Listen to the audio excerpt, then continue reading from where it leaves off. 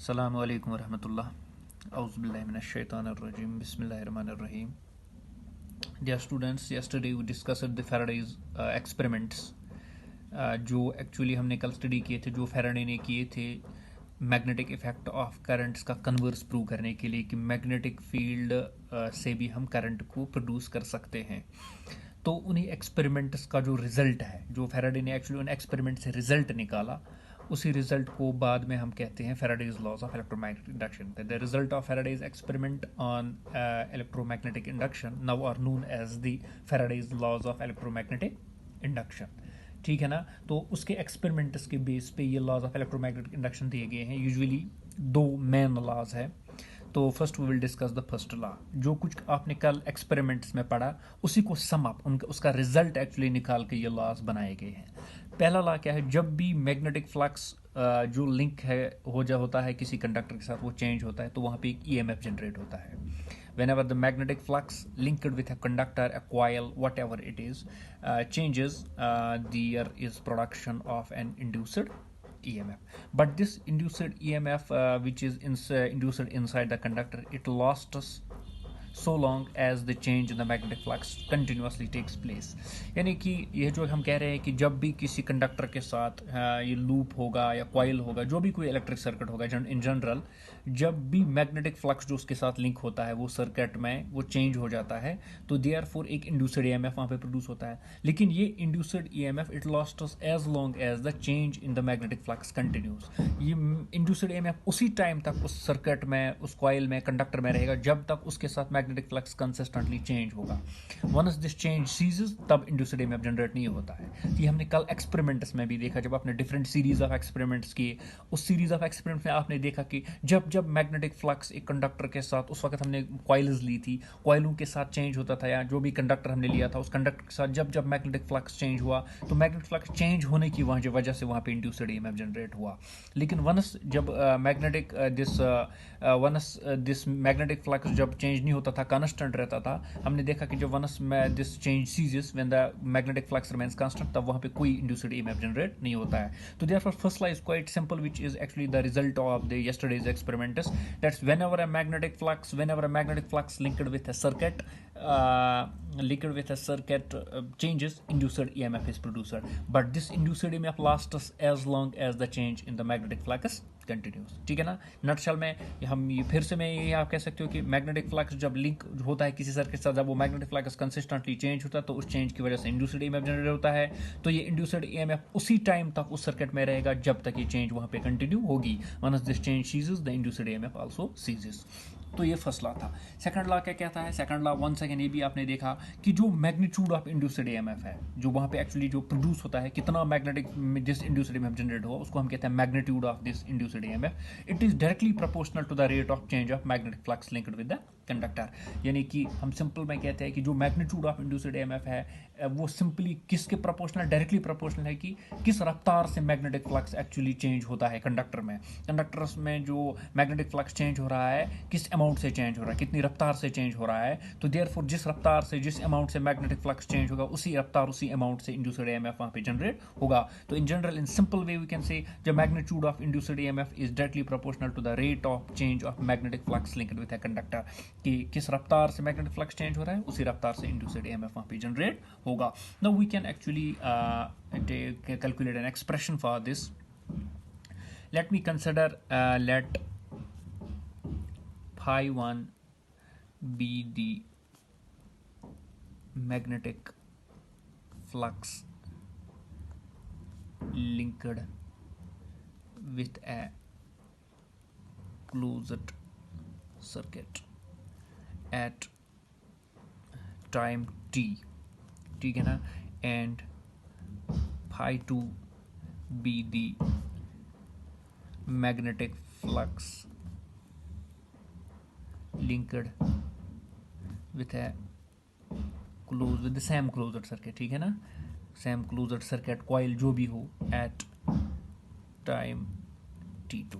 यानी हम कहते हैं कि phi 1 मैग्नेटिक फ्लक्स लिंक है एक सर्किट के साथ एट टाइम t, और कुछ टाइम गुजरने के बाद जब टाइम T2 है तो उस वक्त जो मैग्नेटिक फ्लक्स वो हमारा कितना है, वो फाई टू है। तो देयर फोर बेटा जो change in magnetic flux, therefore change in magnetic flux, चूंकि मैग्नेटिक फ्लक्स तो चेंज जरूरी होना चाहिए, जब मैग्नेटिक फ्लक्स चेंज होगा तब हमें इंड्यूस्ड ईएमएफ मिलेगा। अगर मैग्नेटिक फ्लक्स चेंज नहीं होगा तो वहाँ पे इंड्यूस्ड ईएमएफ एक्चुअली जनरेट नहीं होगा। तो therefore change in magnetic flux in the time interval, in the time interval T2 minus T1, चूंकि फाई वन वो सिंपली किसके बराबर होगा, सिंपली बेटा it will be phi two minus phi one, क्योंकि मैं कह रहा हूँ कि चेंज कितना हुआ मैग्नेटिक फ्लक्स किस टाइम में, T2 final time minus initial time, तो वो तो सिंपली हो गया फाइनल मैग्नेटिक फ्लक्स कितना था और इनिशियल मैग्नेटिक फ्लक्स कितना है, ठीक है ना। तो देयरफॉर हम इसलिए हम कहते हैं कि जो यहाँ पे चेंज इन मैग्नेटिक फ्लक्स है इस टाइम में, that simply is equivalent phi two minus phi one.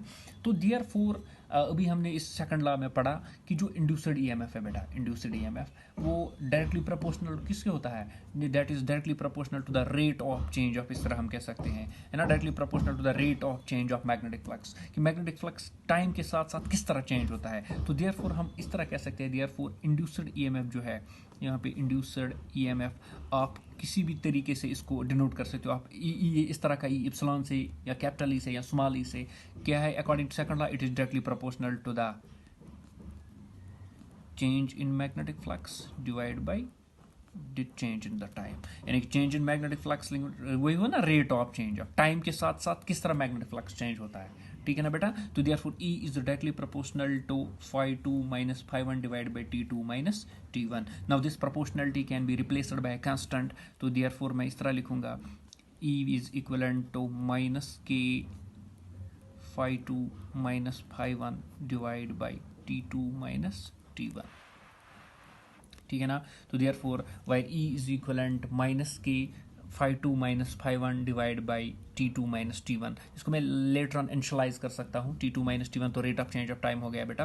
तो देयरफॉर किस तरह, सॉरी दिस टाइम किस तरह चेंज होता है। Now this K is the constant of proportionality and the negative sign indicates that induced EMF had got opposing nature, यानी ये constant of proportionality negative sign हमें दिखाता है कि जो इंड्यूस्ड ईएमएफ है इसका अपोजिंग नेचर है, ठीक है ना। लेकिन चूंकि ये माइनस मैंने यहाँ पे एक्चुअली इंट्रोड्यूस इसीलिए किया कि जो इंड्यूस्ड ईएमएफ लेटर ऑन हमें पता चलेगा कि वो एक्चुअली अपोजिंग नेचर का होता है। हालांकि ये चीज़ फैराडे एक्सप्लेन नहीं कर पाया कि एक्चुअली यहाँ पे माइनस क्यों आता है, because this minus is directional, but Faraday couldn't explain it, it was later on explain by Lenz, जो मैं आपको लेटर ऑन पढ़ाऊंगा, दैट्स लेंजेस लॉ या लेंजेस रूल इस माइनस को एक्सप्लेन कर पाता है, ठीक है ना। तो देयरफॉर ये direction of flow of current due to the induced EMF is such that it opposes the change in the magnetic flux, यानी अभी पढ़ेंगे कि ये जो एक्चुअली हमें यहाँ पे इंड्यूस्ड ईएमएफ बेटा जनरेट होता है ना, जो डायरेक्शन उस इंड्यूस्ड ईएमएफ की वो ऑलवेज अपोजेस द कॉज, जो कॉज होता है उसको प्रोड्यूस करने की वो अपोज करता है, लेकिन ये चीज़ फैराडे एक्सप्लेन नहीं कर पाया, तो इसको मैं यहाँ पे लीव करो, आप ज़्यादा मत यहाँ पे इसको आप इस ध्यान दो, क्योंकि लेटर ऑन इसको एक्सप्लेन किया जाएगा बाय लेंजेस लॉ।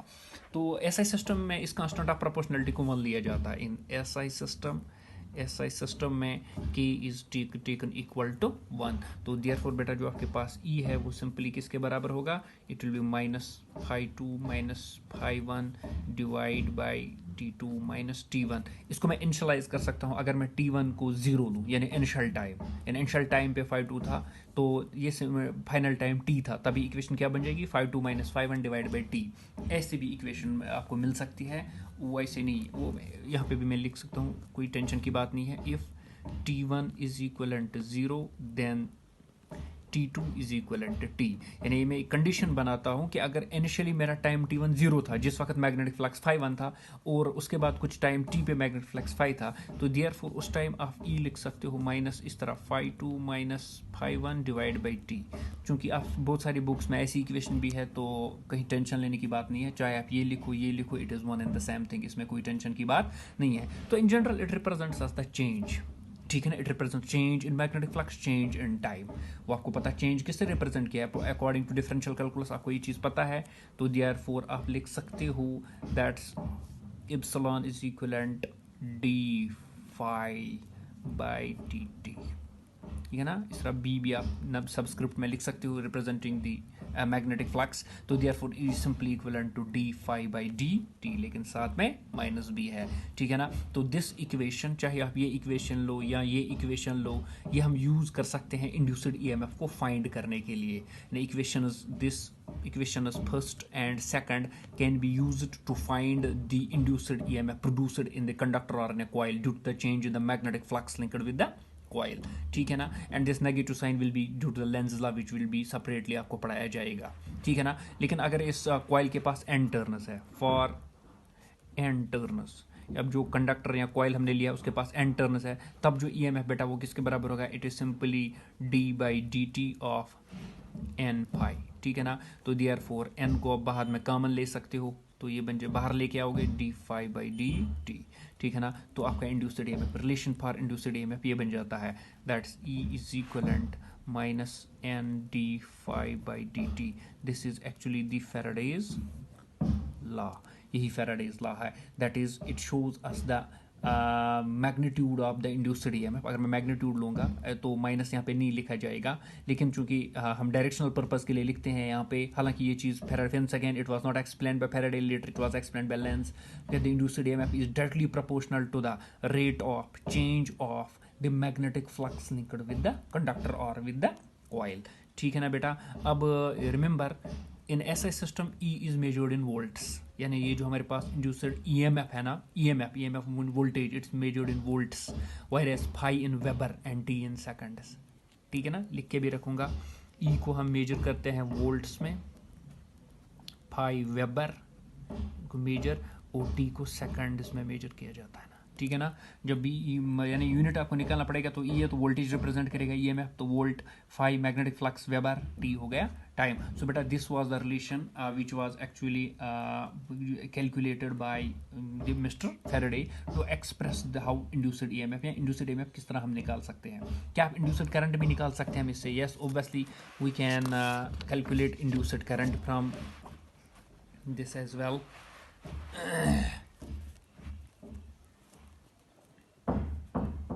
हम इंड्यूस्ड करंट भी इस इक्वेशन से निकाल सकते हैं। Induced current in the closed circuit, that's I is simply equivalent to बेटा ईएमएफ, इंड्यूस्ड ईएमएफ, वो ईएमएफ है जो एक्चुअली इंड्यूस्ड ईएमएफ वहाँ पे जनरेट हुआ, क्योंकि आई होता ना potential divide by the resistance, divide by resistance of the circuit means वो कंडक्टर कॉइल वाइल जो कुछ आपने लिया है, that simply equivalent epsilon divide by R.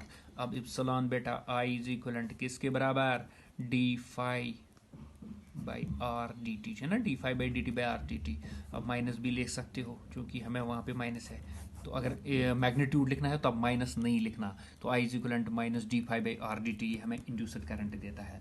अब देखो इसकी लिमिटेशन क्या है, यानी कि जो Faraday's laws of electromagnetic induction है उसकी लिमिटेशन क्या है, स्पेशली सेकंड लॉ की लिमिटेशन क्या है, ये जिसकी इस EMI की this limitation of second law of EMI की क्या है कि ये लॉ हमें magnitude of EMI this EMF देता है। अभी आपने देखा कि हमें मैग्नीट्यूड ऑफ ये हमें देता है actually n d phi by d t हमें देता है, but it does not give us polarity, it does not give us the direction of induced EMF, यानी इंड्यूस्ड ईएमएफ जो वहाँ पे जनरेट होगा इसकी डायरेक्शन। हालांकि यहाँ पे मैंने माइनस पहले ही आपको दिखाया because it shows the opposing nature, हम पहले इंट्रोड्यूस करते हैं, लेकिन रिमेंबर ये माइनस को एक्चुअली फैराडे एक्सप्लेन नहीं कर पाया, इस माइनस को फैराडे एक्सप्लेन नहीं कर पाया, ये माइनस क्यों है यहाँ पे, he could not explain what is will be the direction of induced EMF. No doubt he provided as कि इंड्यूस्ड ईएमएफ वहाँ पे जनरेट होता है, जब भी मैग्नेटिक फ्लक्स चेंज होगा तो मैग्नेटिक फ्लक्स चेंज होने की वजह से इंड्यूस्ड ईएमएफ वहाँ पे जनरेट होगा, और ये इंड्यूस्ड ईएमएफ उसी टाइम तक रहेगा जिस टाइम तक मैग्नेटिक फ्लक्स चेंज होता चला जाएगा, और जो मैग्नीट्यूड इंड्यूस्ड ईएमएफ का वो directly proportional to the rate of change of magnetic flux linked with the conductor.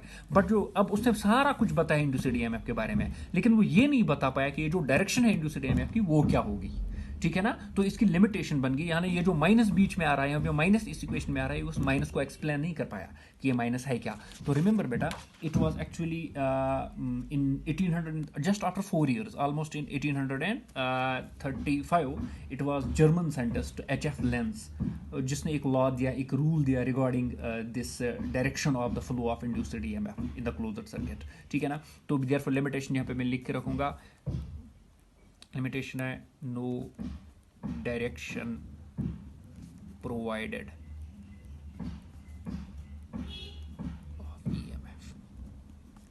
In the law में ये डायरेक्शन प्रोवाइड नहीं एक्सप्लेन कर पाया लॉ की, तो देयरफॉर लेंस लॉ, या इसको लेंस रूल भी कहते हैं, ठीक है ना, लेंस लॉ या इसको लेंस रूल भी कहते हैं बेटा। तो therefore once again remember this thing, Faraday in his laws of EMI was not able to mention the direction of flow of current of EMF in a circuit. Then in 1835 a German scientist H.F. Lenz gave us a law regarding the direction of flow of induced EMF current in a circuit. अब वो law state क्या करता है, simple statement देता है। और remember ये जो लेंसेज लॉ है ना, ये कन्वीनियंट मेथड भी है, इजी मेथड है कि to determine the direction of induced EMF produced in the circuit, ठीक है ना। इसको हम बाद में रिलेट भी करेंगे to the principle of conservation of energy, इंशाल्लाह in the next lecture we will relate it with that, and it accounts for the negative sign which was appearing in the above equation, ये account करेगा। Now Lenz's law क्या state करता है, it state that induced current produced in a circuit always flow in a direction that it opposes the change और the cause that produces it. यानी कि ये कह रहा है कि ये जो इंड्यूस्ड करंट, इंड्यूस्ड EMF एक सर्किट में जनरेट होता है, सच दैट ये जो जनरेट वहां पे होता है किसी भी सर्किट में, is such that it opposes the very much cause responsible for its production. यानी कि लेंस लॉ स्टेट करता है बेटा, ये बोलता है कि जो इंड्यूस्ड EMF एक सर्किट में जनरेट होता है, जब भी मैग्नेटिक फ्लक्स एक सर्किट में चेंज होता चला जाएगा, तो मैग्नेटिक फ्लक्स चेंज होने की वजह से अब आपको पता है कि वहां पे एक्चुअली क्या प्रोड्यूस होगा, इंड्यूस्ड EMF। जो पोलैरिटी इंड्यूस्ड EMF की है is such that it opposes the cause which produces it. यानी कि जो कॉज है ना इसकी प्रोडक्शन का, ये उसी को अपोज करेगा। सिंपल उसने ये डायरेक्शन दी, एक्चुअली ये डायरेक्शन उसने प्रोवाइड की। States that the direction of induced current, that is polarity of induced EMF in a circuit is such that it opposes the very cause responsible for producing it। यानी कि जो cause, जो चीज इसको produce करती है, ये उसी को की मुखालिफत करेगा। Remember this thing, the polarity of induced EMF is such that it opposes the cause which produces it। आया समझ में? यानी कि लेंजेस लॉ सिंपली कहता है कि जो डायरेक्शन आपको इंड्यूस्ड EMF की होगी वो सिंपली होगी जो इसको प्रोड्यूस करेगा ना उसी के अगेंस्ट होगा। जो चीज प्रोड्यूस, जिस डायरेक्शन में प्रोड्यूसिंग एजेंट होगा उस डायरेक्शन के अपोजिट आपके पास वहां पे इंड्यूस्ड EMF होगा। वही कहता है the polarity of induced EMF is such that it opposes the cause which produces it. ठीक है ना, the polarity of induced EMF is such that it opposes the cause which produces it। ठीक है ना, जो चीज इस इंड्यूस्ड EMF को प्रोड्यूस करेगा ये उसी के खिलाफ होगा, सिंपल में, यानी वही उसी को हम कहते हैं। आया समझ में? दैट इज स्टेट करता है जो इंड्यूस्ड करंट प्रोड्यूस होता है, इंड्यूस्ड EMF सर्किट में प्रोड्यूस होता है, सर्किट में ये जिस डायरेक्शन में होगा it is always oppose the change और द कॉज दैट प्रोड्यूसेस। जो उसको प्रोड्यूस करेगा ये उसी की मुखालफत करेगा। ये सिंपल में है, उसकी सिंपल डेफिनेशन है आपके पास, किसकी स्टेटमेंट है लेंजेस लॉ की। या आप इस तरह भी इसको याद रख सकते हो कि the direction of induced current या induced EMF in a circuit is such that it opposes the very cause responsible for producing it। अब cause क्या क्या है? मोशन, मोमेंट या change, these are three। cause वही है, यानी जो आपके पास cause है, ये cause या तो होगा मोशन या तो हो बेटा मोमेंट। आपने पढ़े हैं एक्सपेरिमेंट, जब हमने पढ़े तो उन ये चीज़ें हमने वहाँ पे पढ़ी, इन ही चीज़ों की वजह से इंड्यूस्ड EMF जनरेट हुआ। मोशन, जब भी आप मोशन, चाहे मैग्नेट या कॉइल को मोशन दो, मोमेंट करो कॉइल या मोशन को एक दूसरे से, या इसी तरह चेंज मतलब को जब आपने वो area of the coil change किया था, बाहर लेके गए थे आप मैग्नेटिक फील्ड में, तो इन्हीं चीज़ों की वजह से वहाँ पे इंड्यूस्ड EMF जनरेट हुआ था बेटा, इफ़ यू रिमेंबर। ठीक है ना, तो यही कॉजेज बनते हैं। तो remember once again it states that the direction of induced EMF और induced current in a circuit is such that it opposes the very much cause responsible for production it. यानी जब जो इंड्यूस्ड EMF जब भी circuit में produce होगा तो उसकी डायरेक्शन हमेशा उल्टी होगी, जो उसको प्रोड्यूस करता है उसके खिलाफ होगी। ठीक है ना, तो अब जो आपके पास इक्वेशन बनी थी वो आप याद अगर आपको होगा, हमने क्या लिखा था, -ND phi by dt या d phi b हम नीचे लिखते हैं, वो सब उसको मैग्नेटिक फ्लक्स रिप्रेजेंट करता है। तो negative sign shows that induced EMF opposes the change in the magnetic flux, the induced EMF will oppose the change in cause है ना, तभी माइनस बीच में आ रहा है। दिस नेगेटिव साइन क्या इंडिकेट करता है, ये जो ईएमएफ प्रोड्यूस हो रहा है ना, ये अपोज करेगा now change in the magnetic flux, क्योंकि चेंज इन मैग्नेटिक फ्लक्स ही कारण है इंड्यूस्ड ईएमएफ का, तो देयरफॉर इसी के अपोजिशन दिखाएगा। So it was explained by length. तो कुछ एक्सपेरिमेंट्स है जो हमने किए थे, उन्हीं एक्सपेरिमेंट जो फैराडेज एक्सपेरिमेंट हमने किए थे, वही एक्सपेरिमेंट्स हम फिर से थोड़े थोड़े स्टडी करेंगे। अब देखो कॉज, और ये लेंसेज ला आपको अब डायरेक्शन के साथ, वो एक्चुअली करंट वहाँ पे कैसे प्रोड्यूस होता है इंड्यूस्ड ईएमएफ विद डायरेक्शन, वो लेंसेज ला एक्चुअली एक्सप्लेन कर देगा आपको। ठीक है ना बेटा। तो देयरफॉर वंस अगेन फिर से मैं कह रहा हूँ, ये माइनस अब जो फैराडे एक्सप्लेन नहीं कर पाई, अब लेंस कह रहा है कि माइनस एक्चुअली रिप्रेजेंट्स अस दी माइनस, यहाँ पे हमें क्या दिखा रहा है, इट अपोज, ये हमें अपोजिशन दिखाता है, that it this induced EMF will oppose the cause for its production, वो तो मैग्नेटिक फ्लक्स है, तभी यहाँ पे माइनस बीच में आया है। ठीक है ना। अब now let's apply Lenz's rule to find the direction of flow of induced current in certain experiments as described earlier by mister Faraday. तो फर्स्ट एक्सपेरिमेंट अगर आपको याद होगा, जिसमें एक्चुअली अगर आपको याद होगा, जिसमें वो हमने एक आयरन रॉड ली थी या आयरन कोर लिया था, आयरन कोर पे हमने दो कॉइल्स को कनेक्ट किया था like this, one was the primary coil,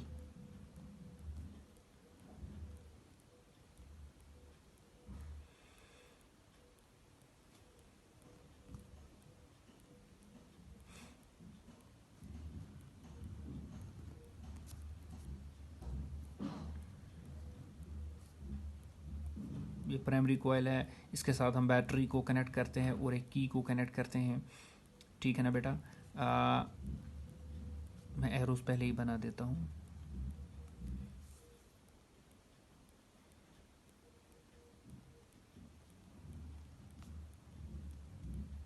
मैं फ्रंट साइड ही कॉइल का एक्चुअली बना रहा हूँ, दैट्स वाई थोड़ा ऐसे ऐसे जा रहा है। इसके साथ हम गल्वानोमीटर को कनेक्ट कर रहे हैं बेटा। This is primary coil and this is secondary coil. ठीक है ना, दिस इज गल्वानोमीटर। एरोस पहले ही ड्रा किए जाएंगे, बाद में आपको समझाया जाएगा। तो देयरफॉर बेटा ये this was the first experiment जो एक्चुअली, या कल थर्ड एक्सपेरिमेंट, कोई भी एक एक्सपेरिमेंट ये था। इस एक्सपेरिमेंट में हमने, जब हम की को प्रेस करते हैं, ठीक है ना, याद करो आप, कल हमने जो पढ़ा था, जब हम की को प्रेस करते हैं तो करंट इस कॉइल में फ्लो होता है। ठीक है ना, in clockwise direction when seen from left. जब आप लेफ्ट में इसको देखोगे तो देखो यहाँ पे करंट फ्लो होगा तो ऐसे नीचे जाएगा, लेफ्ट एक खड़ा करंट पोजिशन बन गए तो आपको क्लॉकवाइज डायरेक्शन में करंट दिखाई देगा ना बेटा। तो देयरफॉर उसको आपको क्लॉकवाइज डायरेक्शन में करंट आपको दिखाई देगा। तो क्लॉकवाइज डायरेक्शन में जब आप देखोगे बेटा, तो आपको एक्चुअली सॉरी, जब आप लेफ्ट से देखोगे इसको, लेफ्ट से, तो आपको इसमें जो डायरेक्शन ऑफ करंट दिखाई देगा, you will see it from when you see will from left, the direction of current inside it will be clockwise. ठीक है ना, जब हम की को पहले प्रेस करेंगे। ठीक है ना। तो जो मैग्नेटिक फील्ड लाइन्स है जो प्रोड्यूस होते हैं यहाँ पे, they also will be directed from left to right. जो मैग्नेटिक फील्ड लाइन्स यहाँ पे, आप देखो इसको खड़ा करो थोड़ा सा, अगर आप इसको खड़ा करोगे बेटा, इस तरह खड़ा करने से देखोगे आप क्लॉकवाइज डायरेक्शन में जा रहा है करंट। ठीक है ना, जब हम लेफ्ट से राइट तो देखते हैं, तो मैग्नेटिक फील्ड लाइन्स भी क्या होंगी, वो भी अलाइन होंगी, प्रोड्यूस होंगी, will be directed from left to right. लेकिन वो मैग्नेटिक फील्ड लाइन्स यहाँ पे प्रोड्यूस हुई, अब सैम कोर पे दूसरे कॉइल सेकेंडरी कॉइल है, तो मैग्नेटिक फील्ड लाइन्स यहाँ पे जनरेट होगी, वो इस पर इन्फ्लुएंस करेंगे, तो उसकी इन्फ्लुएंस की वजह से इसका मैग्नेटिक फ्लक्स चेंज होगा। तो जब इसका मैग्नेटिक फ्लक्स चेंज होगा तो वहां पे इंड्यूस्ड ईएमएफ जनरेट होगा, है कि नहीं है, पढ़ाया आपने already. As the current grows through this coil as the current goes through coil P, magnetic flux will grow through coil S. Obviously इसके साथ जैसे ही करंट इसमें इंक्रीज होता चला जाएगा, इसकी मैग्नेटिक फील्ड लाइन्स इंक्रीज होगी, इसका मैग्नेटिक फ्लक्स इंक्रीज होगा, इसके मैग्नेटिक फ्लक्स इंक्रीज होने की वजह से इसका मैग्नेटिक फ्लक्स भी क्या हो जाएगा बेटा, इसका मैग्नेटिक फ्लक्स भी इंक्रीज होता चला जाएगा। ठीक है ना। तो देयरफॉर मैग्नेटिक उसकी वजह से, उस मैग्नेटिक फ्लक्स की वजह से यहाँ पे इंड्यूस्ड ईएमएफ जनरेट होगा। Now the direction of flow of induced current in coil S should be such that it oppose the growth of magnetic flux through it, because अभी आपने पढ़ा it will oppose the cause क्या है, magnetic flux produced by this coil. तो देखो इसका मतलब ये हुआ बेटा कि जो direction of flow of induced current इस कॉइल में, it should such that it oppose the cause क्या है, growth of magnetic flux through it. So therefore जो ग्रोथ ऑफ मैग्नेटिक फ्लक्स जिस डायरेक्शन में हो रही है, ये जो मैग्नेटिक फील्ड लाइन्स प्रोड्यूस करेगा, ये प्रोड्यूस करेगा उसके अगेंस्ट। ठीक है ना। Thus the growing magnetic flux will be opposite if the induced current in the coil S produces magnetic field lines from right to left. यानी अब अपोज कब करेगा इसको, क्योंकि अब इसमें इंड्यूस्ड ईएमएफ जनरेट हो गया इसके मैग्नेटिक फ्लक्स की वजह से। इसका मैग्नेटिक फ्लक्स किस डायरेक्शन में, फ्रॉम लेफ्ट टू राइट। तो देयरफॉर उसको अपोज करने के लिए ये जो यहाँ पे मैग्नेटिक फ्लक्स अब इंक्रीज एक्चुअली प्रोड्यूस करेगा, उस मैग्नेटिक फ्लक्स की डायरेक्शन होगी फ्रॉम राइट टू लेफ्ट। ठीक है ना। तो कंसिक्वेंटली हम कह सकते हैं कि the induced current in the coil should flow in anti clockwise direction, क्योंकि जब हमने देखा था राइट टू लेफ्ट, तो राइट टू लेफ्ट आपने देखा क्लॉकवाइज डायरेक्शन, लेकिन जब सॉरी लेफ्ट टू राइट, जब तो उस वक्त क्लॉकवाइज डायरेक्शन थी। लेकिन अब इसमें हम कह रहे हैं कि इसमें डायरेक्शन ऑफ जो मैग्नेटिक फील्ड लाइन्स है वो it is from right to left, वो राइट टू लेफ्ट है। तो देयरफॉर बेटा जब आप इसमें देखोगे, तो जब आप इसको इस तरह देखोगे तो you will find that the direction of, इसको उठाओगे you will find the direction in this coil is simply anti-clockwise, showing us that the induced EMF flows in anti-clockwise direction. समझ आया बेटा, showing that induced current in the coil S should flow in anti-clockwise direction when seen from the left। जब आप left में ही देखोगे, ठीक है ना, ये उल्टा जा रहा है। देखो बेटा क्लॉक ऐसे जा रही है, करंट इसमें देखो उल्टा जा रहा है उसके उससे, ठीक है ना। आया समझ में। तो सिंपल फिर से नटशल में थोड़ा सा इसको फिर से एक्सप्लेन में करूंगा। जब हमने कोई की को क्लोज किया, इसमें करंट फ्लो, करंट जैसे इसमें फ्लो हुआ इंक्रीज होता चला गया, तो देयरफॉर जब हम लेफ्ट में इसको देखते हैं तो डायरेक्शन क्लॉकवाइज, इसमें करंट क्लॉकवाइज डायरेक्शन में फ्लो होता है। तो उसकी वजह से मैग्नेटिक फील्ड लाइन्स भी लेफ्ट टू राइट, यानी फ्रॉम लेफ्ट टू राइट इसमें मैग्नेटिक फील्ड लाइनर जनरेट हुई। तो उसकी वजह से जैसे जैसे करंट इंक्रीज होता चला जाए, मैग्नेटिक फील्ड इंक्रीज होता चला गया, इसका मैग्नेटिक फ्लक्स इंक्रीज हो गया, इसके मैग्नेटिक फ्लक्स की वजह से इसका मैग्नेटिक फ्लक्स अब चेंज हो गया। जैसे ही इसका मैग्नेटिक फ्लक्स चेंज हुआ, वैसे ही गैल्वेनोमीटर यहाँ पे डिफ्लेक्शन दिखाएगा, एक इंड्यूस्ड करंट जनरेट होगा। अब डायरेक्शन क्या होगी इंड्यूस्ड करंट की, according to Lenz it will oppose the cause. Cause क्या है, इसका मैग्नेटिक फ्लक्स का इंक्रीज होना, वही तो कॉज है ना। जैसे इसका मैग्नेटिक फ्लक्स इंक्रीज हुआ तब यहाँ पे इंड्यूस्ड करंट जनरेट हुआ, तो अब ये इसको अपोज करेगा, तो विच मीन्स ये इसके मैग्नेटिक फ्लक्स की खिलाफ वर्जी करेगा। अब इसका मैग्नेटिक फ्लक्स कहां से जा रहा था, लेफ्ट टू राइट, तो इसका मतलब इसका जाएगा राइट टू लेफ्ट, इसको अपोज करने के लिए। तो देयरफॉर जब आप इस लेफ्ट डायरेक्शन से देखोगे, तो इसमें direction of induced EMF current था क्लॉकवाइज, तो इंड्यूस्ड ईएमएफ क्या होगा, anti, it will be anti clockwise. हो रहा है ना oppose, very good. Now move towards the second part. एक और एक्सपेरिमेंट जो हमने कल पढ़ा था, उसमें हमने क्या किया था, या तो हम उसमें एक्चुअली एक कॉइल हमने बनाई थी बेटा, लाइक दिस, एक कॉइल बनाई थी सेकेंडरी कॉइल, उसके नज़दीक हमने एक्चुअली एक बार मैग्नेट को लाया था, या एक करंट कैरिंग कंडक्टर, मैंने आपको कल कहा करंट कैरिंग कंडक्टर को हमने इसके करीब लाया था। वो चूंकि current carrying conductor also behaves as a magnet, तो देयरफॉर हमने इस वक्त क्या कर रहे हैं हम, when a current carrying coil which usually is around some iron rod, या हम सिंपली क्या कर रहे हैं, इस बार मैग्नेट का जब हम नॉर्थ पोल, यानी north pole of the bar magnet हम मूव कर रहे हैं टूवर्ड्स द कॉइल। ये जो एस कॉइल है ना, हम इस नॉर्थ पोल, कल आपने पढ़ा नॉर्थ पोल को जब हमने इसके नजदीक किया, तो बीच में ये मैग्नेटिक फील्ड लाइन्स कहां से जनरेट होती है, नॉर्थ पोल से। तो जितना आप इसको नजदीक लेके आओगे सर्किट, तो उतनी ज्यादा मैग्नेटिक फील्ड लाइन्स इसमें इंटर होगी, तो इसमें इसका मैग्नेटिक फ्लक्स उतना ही इंक्रीज होता चला जाएगा। तो इन जनरल हम कहेंगे मैग्नेटिक फ्लक्स चेंज हो गया। मैग्नेटिक फ्लक्स चेंज होने की वजह से यहाँ पे induced EMF, induced current generate हो गया बेटा। तो देयरफॉर जब हम नॉर्थ पोल को वंस अगेन मूव करते हैं टुवर्ड्स द कॉइल एस, एक इंड्यूस्ड करंट प्रोड्यूस होता है इस कॉइल एस में, ठीक है ना। एंड लेकिन अब जो induced current according to Lenz law, it should oppose the cause, once again it should oppose the cause, क्या है, motion of north pole towards the coil, है ना, वही है ना cause, it should oppose the motion of north pole towards the coil, ठीक है ना। तो ये कब होगा, व्हेन इट विल हैपन, जब induced current in the coil produces magnetic field lines against to this. जो यहाँ पे magnetic field lines north pole से स्टार्ट हुई थी, अब ये मैग्नेटिक फील्ड लाइन्स प्रोड्यूस करेगा इसके अगेंस्ट। इन जनरल में हम कहेंगे जब हम नॉर्थ पोल को नजदीक लेके आते हैं ना इस कॉइल के पास, तो इसका मैग्नेटिक फ्लक्स चेंज हुआ, इंड्यूस्ड ईएमएफ जनरेट होगा। अब वो induced EMF according to Lenz will oppose the cause. Cause क्या है, motion of north pole towards it. Therefore यहाँ पे एक टेम्परली नॉर्थ पोल जनरेट करता है, एक हाइपोथेटिकल नॉर्थ पोल यहाँ पे जनरेट करता है, तो उसी की वजह उसको रिपल करेगा, हो गए ना अपोजिशन। तो हम इस तरह भी कह सकते हैं बेटा कि जब हमने नॉर्थ पोल को मूव किया towards the coil S, the induced current produced in the coil should oppose the motion of coil P, should oppose the motion of the bar magnet, this north pole of bar magnet towards it. It will happen so, अगर हम induced current को, if the induced current in the coil produces magnetic field lines from left to right, ये magnetic field lines क्या करेगा, produce left to right, समझ आया बेटा।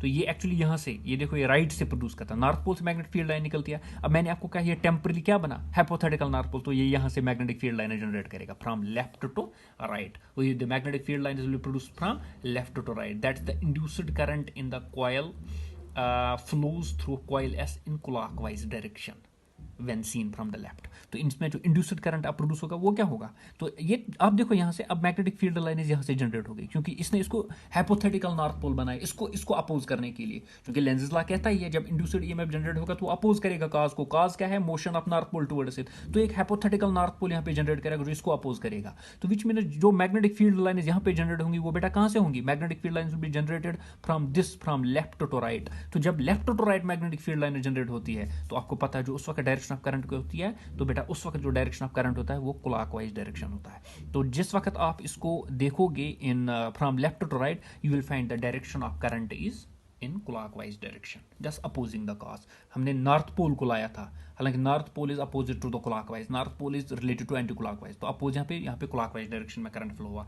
Similarly जब हम इस बार मैग्नेट को अवे मूव करेंगे, जब हम इसको अवे लेंगे, जब north pole will be taken away from the bar magnet, तो उस वक्त भी मैग्नेटिक फ्लक्स चेंज होगा, हालांकि उस वक्त मैग्नेटिक फ्लक्स डिक्रीज होगा, लेकिन चेंज तो हुआ ना। तो 1 सेकंड इंड्यूस्ड ईएमएफ वहां पे जनरेट होगा, तो इंड्यूस्ड ईएमएफ उस वक्त जो generate 1 second it will oppose the cause. अब कॉज क्या है, इट इज कॉज इसके नॉर्थ पोल दूर चला जा रहा है तो ये उसको अपोज करेगा, तो एक टेम्पररी साउथ पोल यहाँ पे जनरेट करता है, एक टेम्पररी साउथ पोल उस वक्त जनरेट करता है। ये साउथ पोल कोशिश करता है कि नहीं ये वापस आना चाहिए, ठीक है ना। तो उस वक्त मैग्नेटिक फील्ड लाइन्स क्या होंगे, राइट, उस वक्त यहां से मैग्नेटिक फील्ड लाइन्स आएंगे from right to left, this will oppose the movement of the magnet which is moving away from this. तो उस वक्त जो करंट यहाँ पे फ्लो होगा बेटा, उस वक्त देखो मैग्नेटिक फील्ड लाइन्स उस वक्त राइट टू लेफ्ट है, तो उस वक्त जो करंट फ्लो होगा वो एंटी क्लॉकवाइज। तो इस वक्त क्लॉकवाइज करंट होगा, और जब आप अवे लेगो इसको तो उस वक्त एंटी क्लॉकवाइज। तो जब आप उसको दूर लेके चले जाओगे एंटी क्लॉकवाइज डायरेक्शन में उस वक्त करंट जनरेट होगा। So once again showing us the opposing the cause, ठीक है ना। तो थर्ड एक्सपेरिमेंट उसके बाद हमने किया था एरिया वाला, कि जिसमें जब हमने एक कुछ सरफेस ली थी उसमें हमने एक कंडक्टर लिया था जिसको हमने कुछ गल्वानोमीटर से कनेक्ट किया था। इस तरह अगर आपको थोड़ा सा याद होगा इस तरह का कुछ बना था, ठीक है ना। पहले हमने अंदर ही रखा था सारा कुछ ये मैग्नेट, तो अंदर घुमाने से हमारे इस कंडक्टर ABCD इस कंडक्टर में एक्चुअली जब हम इसको अंदर इस मैग्नेटिक फील्ड में रखते थे तो अंदर मैग्नेटिक फील्ड में अगर हम इसको घुमाएंगे तो वहाँ पे मैग्नेटिक फ्लक्स सेम था, तो वहाँ पे इंड्यूस्ड ईएमएफ जनरेट नहीं होता था। लेकिन जैसे हमने इसको बाहर किया, यानी कि when this coil ABCD is pulled towards the right, the magnetic flux linked with the coil goes on decreasing। चढ़ता क्यों, कुछ एरिया तो बाहर आ गया ना, मैग्नेटिक फील्ड से बाहर आ गया ना, तो इन जनरल हम कहते हैं मैग्नेटिक फ्लक्स जो इस कॉइल के साथ लिंक था वो तो डिक्रीज हो गया, चेंज हो गया। तो अब क्या होगा जब मैग्नेटिक फील्ड डिक्रीज हो गया, it is because of the reason that area of the coil inside the magnetic field goes on decrease. According to Lenz's law the induced current यहाँ पे ऑब्वियसली जनरेट होगा, लेकिन जो इंड्यूस्ड ईएमएफ यहाँ पे generate होगा it should flow in such a direction so that the motion of the coil is opposite. Obviously motion एक part पे है, यानी कि लेंज़ेस लॉ कहता है कि नो डाउट जब आपने इसको बाहर लेके गए तो वहां पे इसके साथ मैग्नेटिक फ्लक्स चेंज हो गया, डिक्रीज हो गया, तो मैग्नेटिक फ्लक्स चेंज होने की वजह से यहाँ पे ईएमएफ जनरेट हो गया। अब जो ईएमएफ बेटा यहाँ पे जनरेट हो गया according to Lenz it should oppose the cause. Cause क्या है, मोमेंट। जब हम उसको मूव करवा रहे हैं, बाहर लेके जा रहे हैं, it should oppose the cause. समझ में, the induced current should flow in such a direction so that the motion of the coil is opposite. हुए ना, मोशन ऑन कॉइल, यानी इस डायरेक्शन में यहाँ पे इंड्यूस्ड ईएमएफ जनरेट होना चाहिए which will oppose the cause. Cause क्या है, मोशन ऑफ द कॉइल, ठीक है ना, मोशन ऑफ द कॉइल को अपोज होना चाहिए, it should oppose the, so therefore so that it should motion of the coil is opposite.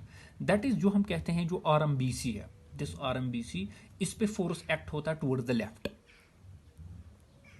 Like this.